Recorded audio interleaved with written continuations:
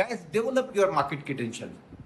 अपने लोगों की मदद करें, चाहे वो आपकी विद इन द कंपनी हो या आपकी कंपनी को खुद ऑफिस के चुके। अमूमन लोग इस बात पे बिलीव करते हैं कि जब आपके कुलीग्स आपको छोड़कर चले जाते हैं तो उसके बाद आपका इंटरेस्ट उनमें कम हो जाता है। आपका इंटरेस्ट उनके सेटलमेंट्स की तरफ उतना नहीं रहता जितना वो आपका पार्ट होते हैं। याद रखिए, एक एम्प्लॉइज जब आपको छोड़ गया तो उसने एक कंपनी को नहीं, एक बॉस को छोड़ा है, और वही बॉस उसके लिए कंपनी है। तो आप उसकी हेल्प आउट करें, उसके सेटलमेंट के अंदर इतना इंटरेस्ट लें कि जैसे वो आपकी कंपनी का एक पार्ट है। जब आप उसका एक एमिकेबल सेटअप करवा देते हैं अर्ली, तो यकीन जाने ये क्रेडिट आपको जाता है, कंपनी को नहीं जाता। आपका एम्प्लॉय आपको छोड़ने के बाद बहुत ज़्यादा इंपॉर्टेंट होता है, क्योंकि उसके कमेंट्स अब आपके प्रेशर फ्री कमेंट्स होते हैं। लोग उन कमेंट्स के ऊपर ज़्यादा रिलाई करते हैं क्योंकि वो ऑर्गेनाइजेशन का पार्ट नहीं होता।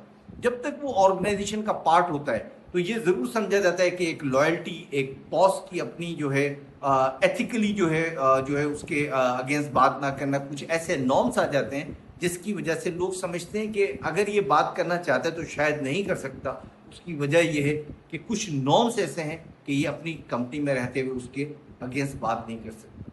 लेकिन याद रखें, जब वो आपको छोड़ के जाता है उसके बाद जो उसके वर्ड्स होते हैं वो उसकी कंपनी के बारे में और उस बॉस के बारे में यकीनन एक वर्ड रखते हैं। इसका मतलब ये हरगिज नहीं कि जाने वाला लड़का अगर किसी चीज़ को जो है वो गलत कहे तो वो गलत ही है, क्योंकि लोगों के पास इससे पहले के भी एक एविडेंसेस होते हैं आपके बारे में और कंपनी के बारे में। सो अगर एक नेगेटिव लड़का आपके पास से छोड़कर जाता है और कुछ नेगेटिव कमेंट्स करता है तो लोग उसको कंपनी के बारे में नहीं लेते, बल्कि उसके एटीट्यूड के साथ मुंसलिक करते हैं कि इसका एटीट्यूड ही नेगेटिव है। लेकिन जब कोई एक अच्छा लड़का छोड़ के जाता है, एक पॉजिटिव थॉट का लड़का सोच के जाता है, तो यकीनन उसके वर्ड्स की आवाज़ जो है मार्केट में गूंजती है।